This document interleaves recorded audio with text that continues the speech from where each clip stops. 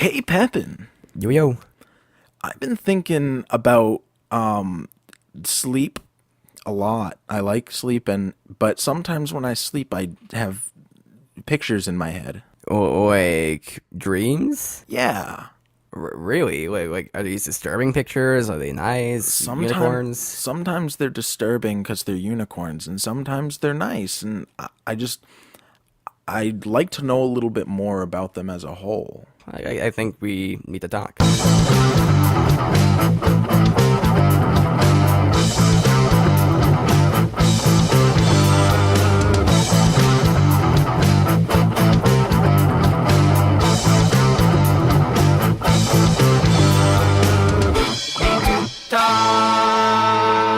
Welcome back. So glad you're here. I'm here with Nathan, Hey, and we brought back Chelsea for this episode. Hola. So, we teased it last time. We had that really awkward opening, and I think it's pretty clear what we're going to be talking about today. Unicorns. I don't know how I feel about unicorns, to be honest. Now, are these okay, we're going to really I was going to take us that direction, but you know. I mean, we should talk about unicorns. So, dreams. I want to start by talking about the perspective you guys dream in, because this is something that I can't wrap my head around in my own life, and people think is really weird from me. Do you dream in different perspectives? I dream in third person. So you're watching yourself. I always dream in third person only. That's really cool. I dream, mine's varied. Sometimes I'm actually different people in my dreams. So I can be myself and then I'll shoot to a different person's perspective, then I'll shoot to another person. And I can also be the one watching everything. I remember when you told me first that you dreamed in third person, I didn't quite believe you because that's pretty weird. Okay, so not only do I dream in third person, but my memories are in third person. Sounds like you're very detached from yourself. That's what I said. That's pretty interesting. Now, my dreams, they're in first person, I would say, but it's kind of third person where you're kind of omniscient of everything. So you're in third person, but you kind of know what everything is around you. You know what's going on in your dreams. It's one of those weird things with dreams. Like if you ever have a dream and you go up to someone and you're like, you know what they're gonna do. You know what's gonna happen somehow. Just you know what the future within dreams. I don't. You don't? Like, do you understand the whole concept of what's happening? You're like, oh, that person's over there because they're doing this in 5 minutes. Pretty much. Or someone might say something kind of ambiguous like, well, there's no well there.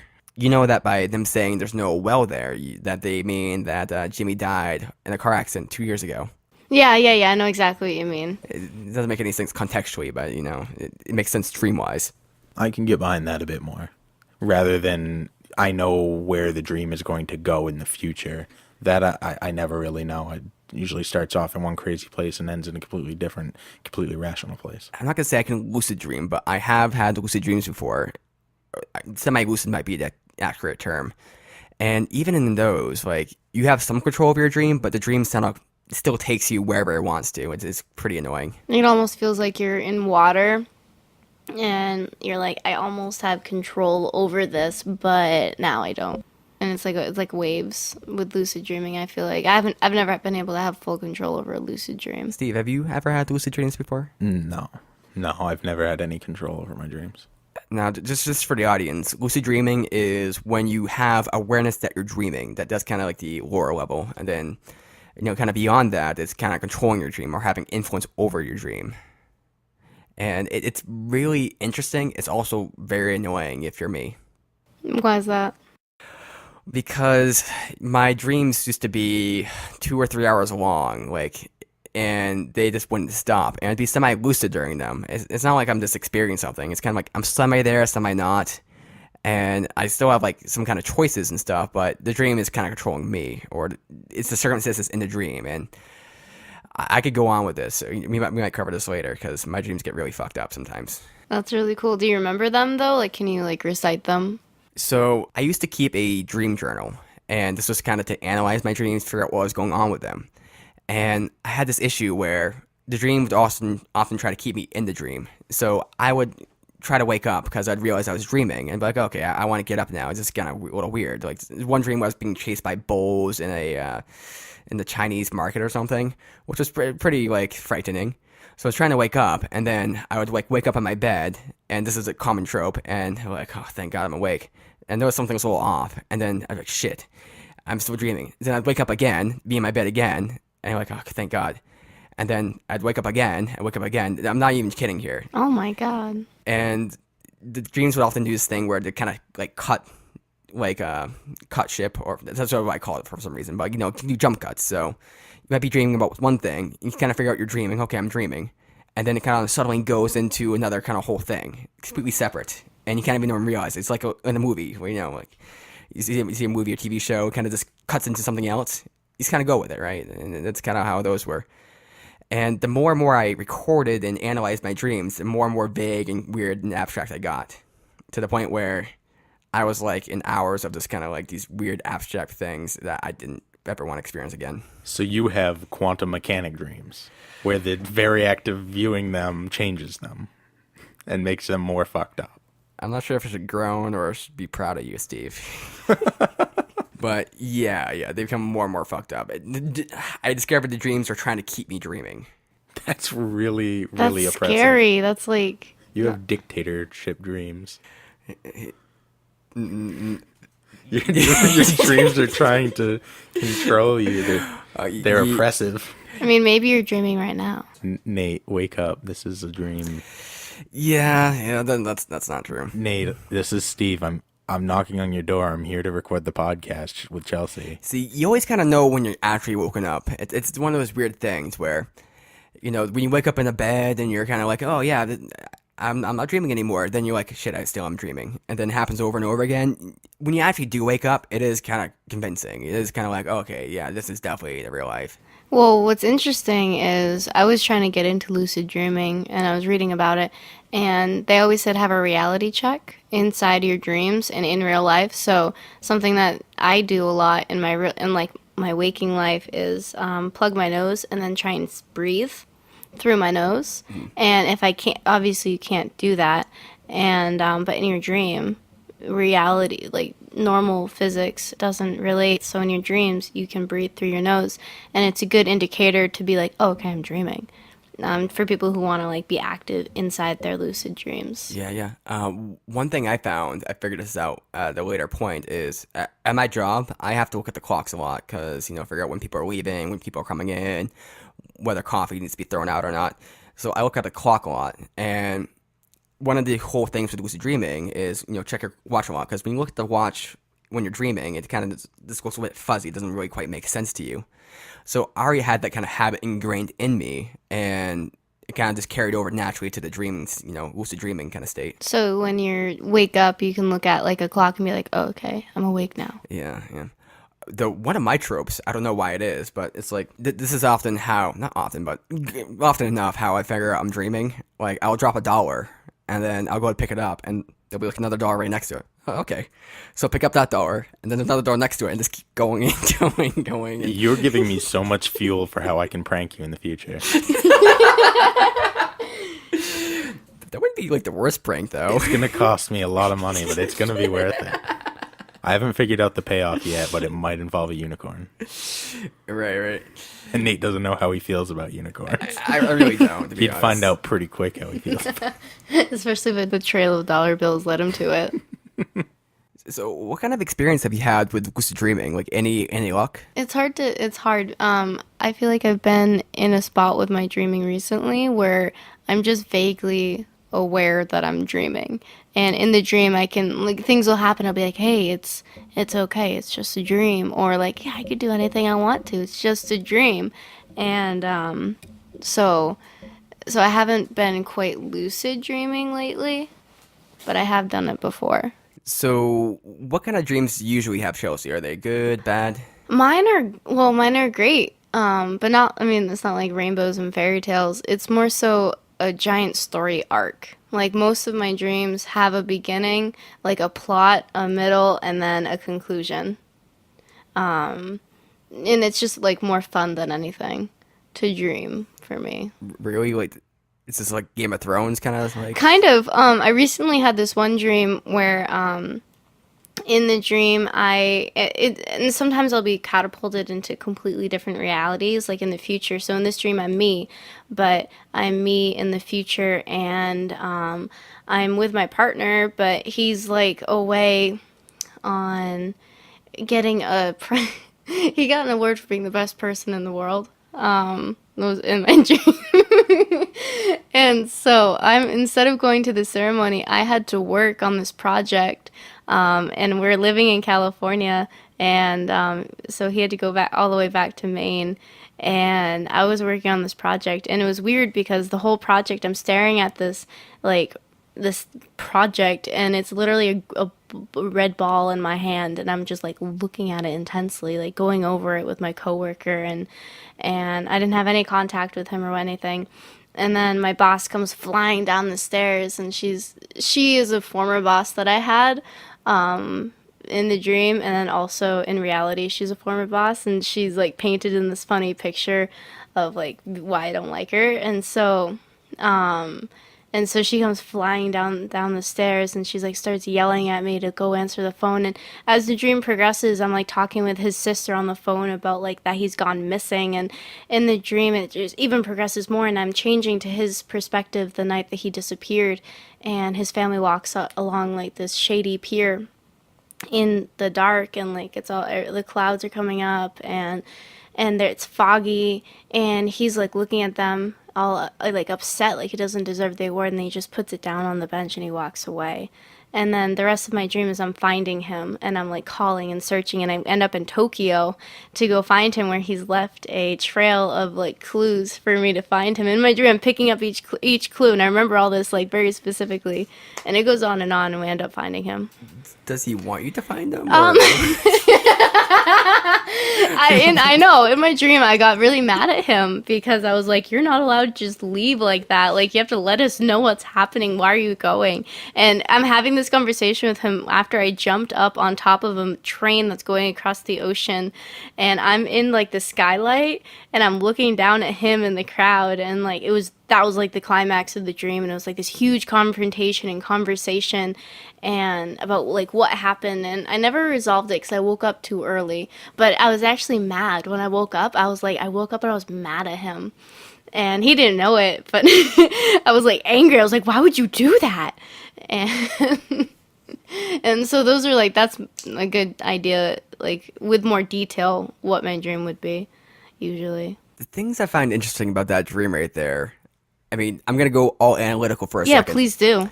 So it's interesting because you start off like kind of like all happy, like even in your dream you won like the best person in the world award, right? Yes. So that obviously is something about your perception of him, right? Mm-hmm. But then he kind of goes missing, and he kind of leaves, and you have to find him, and then it kind of ends in an argument. Well, so how it ended, that is how it ended, but one of my friends helped me analyze this too, and she said that the relationship in general, maybe it feels like I would be willing to fight for it as a relationship instead of just accepting like, okay, he ran away, like I guess he doesn't want to be found. Like, I took every step there was to take, and I found him, and like I searched for him, and I found the clues, and I brought people together to like do a search party, and then in the end I confront him, and I was like, you're not allowed to just leave, we have to talk. And so it was, yeah, like it did change, but I don't think the perception of my relationship changed. I think it was just an idea of like I would be willing to fight for it.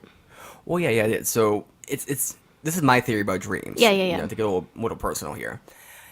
I think dreams, you can say, are meaningless to some degree. So it's how you interpret it in a way, but it's also kind of your brain's kind of just kind of giving its own shit. It's like you know, how you can tell a lot about the body by, you know, the contents of your poop. In the same way, you can tell a lot about your brain by the contents of your dreams. So dreams are your brain's shit. It's essentially. I wish that they had like a book like they do for the poop. Everyone dreams.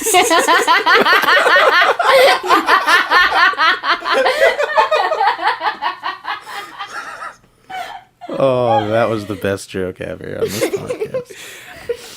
It's all downhill from here for me. So- But yeah, so like you're saying, that might say some things about you and your relationship with your boyfriend, right? That you're willing to kind of go out for him and all this kind of stuff, and also that it also might show maybe that you are a little bit worried about him going missing, right?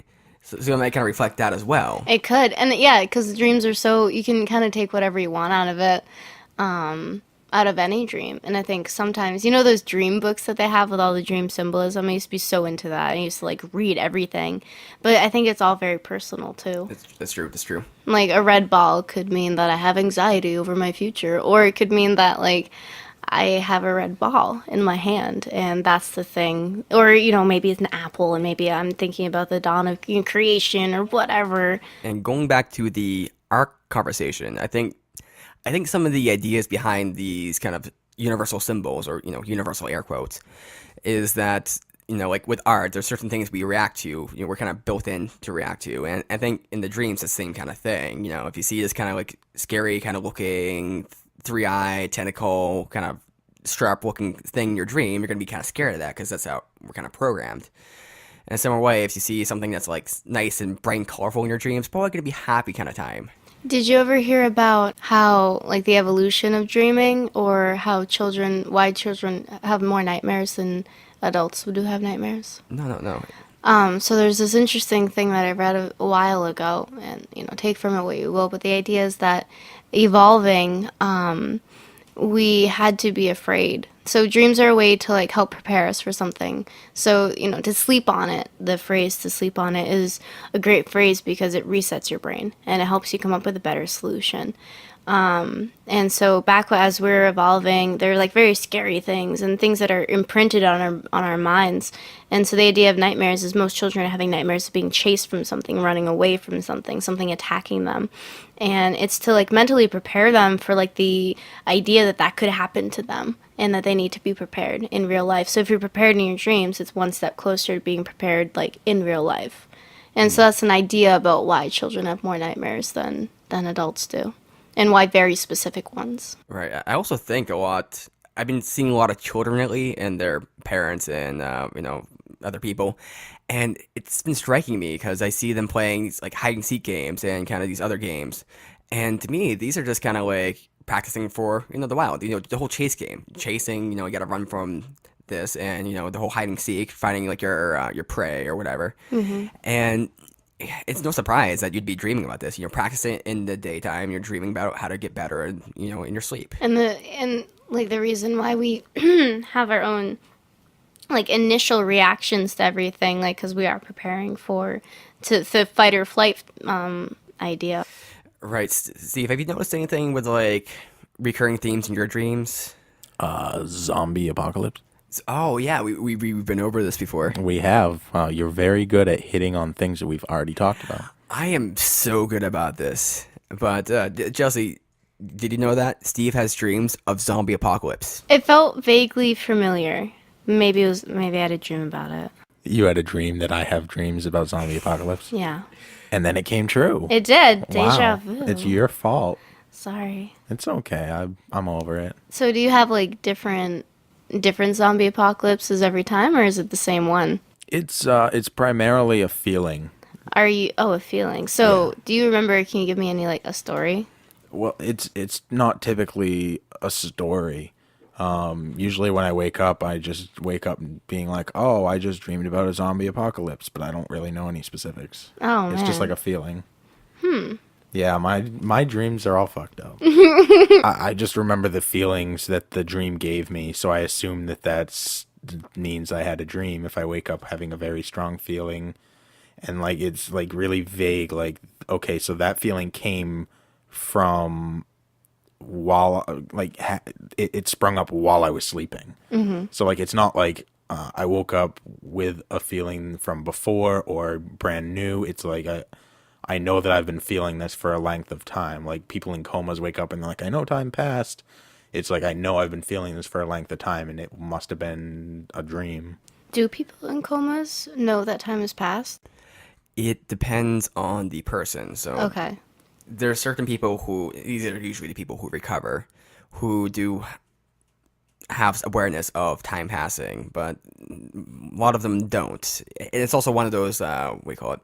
One of those statistical biases where people who do remember something will talk about it, where the people who don't remember anything, don't wake up, won't talk about it. Mm-hmm. So it's one of those things as well. Did you just say that people that don't wake up won't talk about it? It is pointing out the obvious, but it needs to be said. Yeah. No, that's they're not part of the statistics, Nathan. No, they are there. No, they're not, because you can't know. But are they, or is the statistics like coma patients, and then when they wake up, they remember? Those are removed from the. If you can't be yes or no, if it's undetermined, then it's not added to the sample group. 1,000 people are in a coma. All of them but one wake up. And all 999 of them are going to have an opinion on whether they felt the time passed or not. Except for that one guy who didn't wake up, who's not going to have an opinion. So you're not going to use him and say, oh, well, he didn't. Or he did. It's zero. He's worth zero. The point is made. Okay. The point is made. You got to do this with your hands, too. Well, I was kind of differentiating between, like whether people are actually people, because you can imagine someone maybe who never wakes up from a coma and was actually, having awareness during their coma, right? Okay. So I was trying to include them in a way, but then it doesn't make sense when you add statistically into the equation. Okay, I still don't get where you were going. So the people that don't wake up from their coma quite possibly could have experienced time passing, but we will never know because they never woke up. Right. But the people who do wake up and do remember something happening, you'll hear about that all the time. But the people who, let's say the people who, do experience it and don't wake up, you don't hear that. And people who do wake up and don't remember anything, we're going to say, oh yeah, I didn't remember anything. What a great story. I think that's a great story. I remember nothing. Like the last thing I remember is being hit on the head and my head hurting, and then I woke up now in this hospital. And it's 30 years later, and I feel like I blinked. Could you imagine though waking up? fascinating. Could you imagine waking up and realizing that You just lost 10 years or something? 10, 20, 30 years? Yeah, that'd be absolutely ridiculous. To me, it wouldn't. I don't know. It'd be really hard to get used to psychologically, but like from another point of view, it'd be like, wow, it's almost like no time has passed. Mm-hmm. But your body's aged. Yeah, You went from being like a relatively healthy human being to like you've been in bed for 30 years. Yeah, actually, there's that joke where like someone wakes up from a coma and they're like, oh man, I'm awake now. Then they try to like get up and just fall and break a leg. That's a hilarious joke. You should tell that one at the club. I will. Here's that joke. Like, what jokes do you listen to? Stand-up coma patients. Hope they break a leg. Break a leg. No, not literally.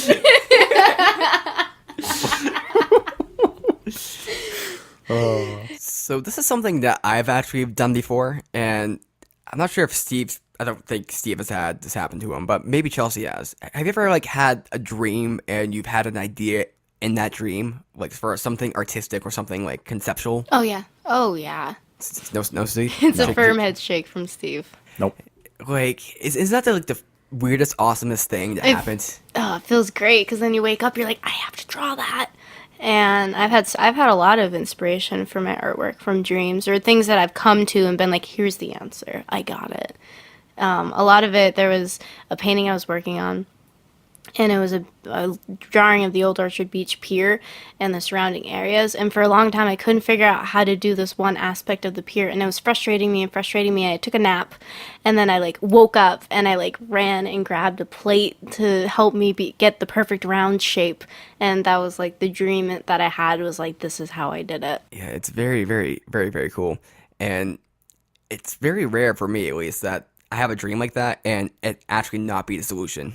Oh, really? Yeah, like every once in a while I've had a dream and it's like this is the solution, and then like I try it out in real life. It's like, oh, that doesn't make any sense. Oh. I guess with the art's a little different. Like if you're painting something, it's like this is the solution. Yeah, it's like lines and colors, whereas probably what you're doing is more like mechanical and like nitty gritty. Yeah, unfortunately. So I've had a crazy riff idea or two in my sleep, and it's like you got to get up and start writing them down, recording them. It's like when I'm in that kind of half awake, half asleep, I'll start being able to like compose music in my head, like super, super easy. And I can compose whole songs with orchestras and, all this kind of stuff. And of course, it sounds really good to me because I'm like half asleep, but I can't do that this kind of awake like this. It's only like when I'm half asleep. Do you think there's a market for people who are half asleep and you could just write music for them? And like it sounds awful to people who are awake and Oh my God. awful to people who are asleep, I Like guess. drunk history. But like it's hilarious. It's amazing music to half asleep people. I, dude, write that down. Write that down. It's recorded. Fuck. We're literally recording right now. Okay, so I might have to cut this part out then. So, because you don't want someone else to steal it? Let them create the market. See, the market penetrator isn't usually the one who makes the most money or does it the best. It's the people who come after, follow the same model, but have the time to ruminate on it and see the other's mistakes. They're the ones who end up being number one. So let somebody else make the market, and then you can steal the market. Yeah, but by you saying that right now, the person that heard this and is going to make the market is probably not going to make it They're because still of what going- you said. They're still going to, because that's what entrepreneurs like that do, is they hear it and they're like, no, like, okay, you think you're going to come in and steal the market. Well, I'm going to do it well enough in the first place. Or like, this is such a good idea. I want to be in on it. It needs to be made. And they feel inspired and they're going to do it. So it's going to be done no matter what. And then we can just come in and steal the market. And that's exactly what we're going to do. And honestly, most people who kind of like are into business and stuff, they're a bit about themselves. They're a little egotistical, not in a bad way, but Why are you looking me dead in the eye right now, Nate? Are you trying to say something about me? they're a bit like, yeah, someone might come in after, but I'm gonna do this right. I'm gonna do this the best. No one's gonna beat this. Yeah, that's pretty much me. Yeah. So the most frustrating thing for me when it comes to dreams is the fact that they're in third person and that my memories are in third person. So a lot of times I have this issue where don't remember if a memory that I have is a dream or if it's real. Oh my God. So this reminds me of when I was like 5 and 6 years old, where I would have these dreams that I could fly, right?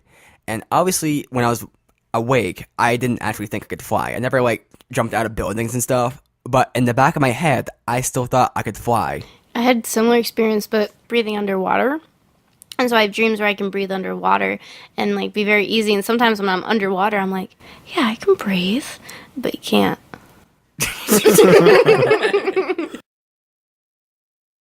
Is there any particular experience that you had, like where it's kind of mismatched like that? Well, it's really frustrating because it's not like okay, this one time this thing happened. It's like all of my memories from the further back they go, the more foggy they are. So I don't know. I'm unsure about 100% of my memories because all of them could be dreams or all of them could be real. But chances are it's probably pretty close to 50-50. So half of my life is dream.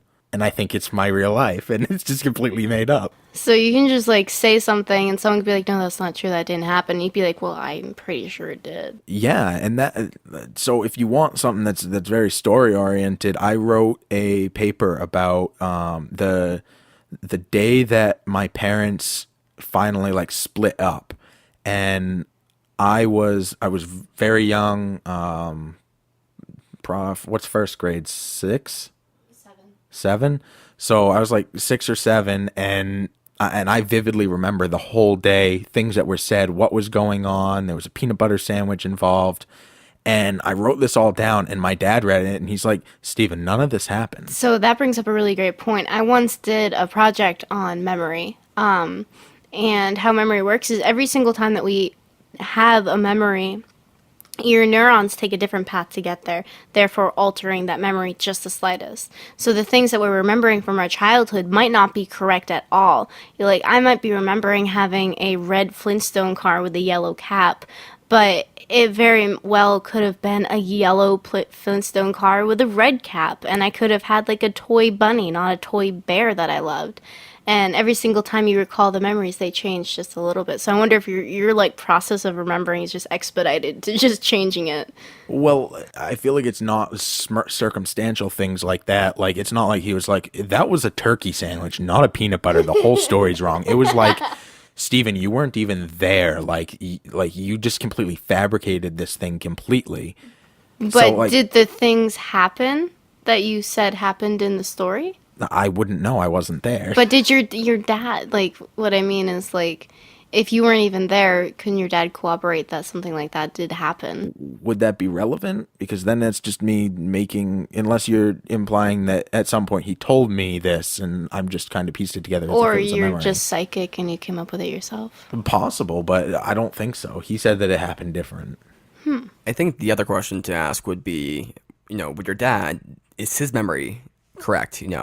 Because maybe you had the memory and your memory was correct, but then, he doesn't remember it himself, and then so he says, no, Steve, that's not true at all. There's also the option that he's lying. Yeah, that's also that one as well. Because everybody lies. Damn it. We were in a house in that memory, so Oh, full circle all the way around, right back to house. I kind of have this weird problem where I take other people's memories sometimes and I make them my own. So there's been a few stories Steve has told me, and then years later I think that story's about me and that actually happened to me. It's like, then I'm like, no, that happened to Steve. That just shows how deep and personal our bond is. I guess That so. when something happens to me, you empathize so well that you feel that it happened to you. Oh shit, man. So you guys are just really connected. Yeah, it's meant to be. I don't think we've ever really touched each other though. Like we didn't even like bro fist. Your phrasing there leaves something to be desired. Well, I'm right here, Steve. Well, we're in a position where I can't really get down on one knee, so Okay. we'll another podcast that'll Yeah. happen. And check out the pics on Snapchat. Yeah, but that is interesting, and it's like kind of I feel in a way we kind of model people as well, because this is what I find interesting about dreams. Like Chelsea, you were talking about having a dream of your boss, right? Mm-hmm. And would you say your boss was acting pretty much normal in that dream? I would say she was acting like a exaggerated version of herself, or at least my perception of like her. Right. So in a way, you kind of have your boss in your head somewhere, and your mind can recreate how she acts and how she talks and how she does all this kind of stuff, which is very, very fascinating to me. Like we have all these people kind of in our head, and we have to it's like kind of a simple model of them, and we can kind of pull it out if we need to. And I think the best example of this is like our parents. Like we have a very good model of our parents in our head, to say and what not to say to our parents, and I don't think I've ever had a dream with my mom in it. I was gonna say I don't know if I've dreamed about my mother twice in recent past, but each time she was not herself. She was like some other entity. It's kind of weird because, at least granted what I said was kind of like somewhat valid.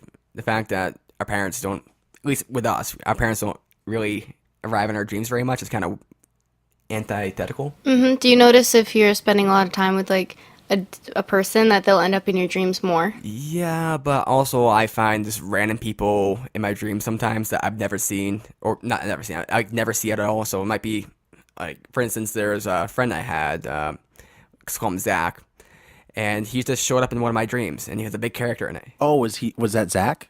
Yeah, it was Zach. Oh, okay. I know Zach. And it's really kind of weird because it's like, why was he in my dream? Why? I wonder, Nate brings up a friend in his dream, and he's just gives him a fake name, even though there's nothing like offensive or like it's just a first name. Like, why'd you have to change the first name? The only people who might know who you're talking about is me, and that's unless it's somebody that Chelsea knows too. Well, it wasn't that I made up a name. Well, okay, I did make up a name, but it's because I couldn't remember the person who I had a dream about. Like You couldn't remember their so real you name. didn't want them to be offended. like We'll just call him Zach because I don't know what his real name is. okay, it's Greg. Oh, Greg. Okay. Yeah, that wasn't made up at all. Sorry, Chelsea, go on. No, it's fine. So we're talking about so you say that we already have a very solid picture of who our parents are. What if that means we don't have to dream about them anymore because we're not trying to figure out who they are anymore? So all the new people that come into our lives and all the strangers that come into our dreams, what if that's our brain just trying to analyze this person in different situations that may or may not happen in the world? I think that's actually pretty good. It's like after a certain point, you stop dreaming about being chased, and after a certain point, you stop playing hide and seek. And similar way, I think that's completely true. Like maybe our younger dreams are about our parents. Actually, I can remember some of my youngest dreams are about my parents. Yeah, because I think you're still trying to figure out, and also they're your whole world between the ages of born to like at least 14. You know, that is what you exist in. And so, of course, like you're trying to figure it out and dream about it, and analyze it, and like understand your parents. Some memories are flooding back right now, and I'm just remembering all my dreams of my parents when I was younger was not being able to find my parents. And I could definitely see the evolutionary advantage in that because if you can't find your parents when you're a little kid, it's not likely anybody else is going to take care of you. Yeah, you've lost your life. Your parents are like that's a lot of the phenomenon when like children are abandoned at a young age, where they for the rest of their lives have lost that one step to make them more of a stable human being because their parents are that step. Whereas if a kid lost their parents at say the age of like 12 or 13, they're going to be able to like get back on their feet easier because they had that solid ground of parents. So losing your parents is like a death sentence to a child. Right. And I think you're going somewhere else with that. Well, I had an idea, and this is something that I think all of you can talk about because this is about dreams, and I want to. Okay. When I was younger, I used to have this dream, and it was a very tall man with long, like gangly arms and like long fingertips, wearing a trench coat and a top hat. And he would chase me around my friend Maddie's house. And so he would chase me around the first floor, up the stairs, back down the stairs, then down to the basement, then back up and around. And I remember I'd have this dream over and over again. And it wouldn't scare me. It was just like I would see people from like different parts of my life, like on the sidelines too, like being like, "Oh, hey, Chelsea," as I'm running. But then one day I think I'm in a different state with my father. No, we're playing Monopoly at my house. And he starts telling me about a dream that he used to have when he was a kid. And it was a dream of a tall man with a top hat, trench coat, long gangling arms and fingers who would chase him around the first floor, upstairs, downstairs, into a basement, and around again. And then he told me that his brother had the same exact dream. So I've researched this. I can't find anything about generational dreaming, but I wanted to know your take on it. So what do you mean by Generational, like my dad has had the dream, I had the dream, and his brother had the dream, and none of us knew that each other was having the dream until one day, like when I got older. My dad told me that he had it when he was a kid, and then I was like, oh my god, I had it. And then his brother never told him about it until one day, like they're adults and they're like, oh yeah, I had this dream one time, it was weird. I would consider myself a skeptic. Open to it, of course, but I think there's a lot. So there's this magician guy. He's a mentalist type guy who I follow, and he actually has a trick he does where he'll kind of get people to tell them about a dream they had, and the people will tell him the dream and blah blah blah, and then he'll have people like tell him the same story and over again. And I could see that being a very psychological thing. So obviously he's used to using psychological techniques to get people to say what he wants them to say, or to tell them about a dream they actually didn't have. So in a similar way, I think that'd have to be tested for me to actually believe in it. But I don't know. It could be possible though.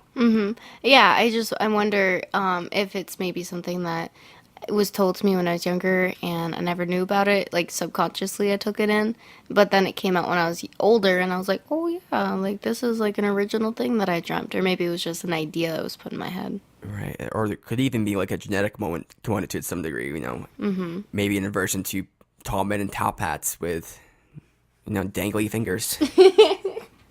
Steve, what are your thoughts on that? I guess the first thing I thought was that maybe you were appropriating the dream, and it was so vivid for you that when it was being told to you, it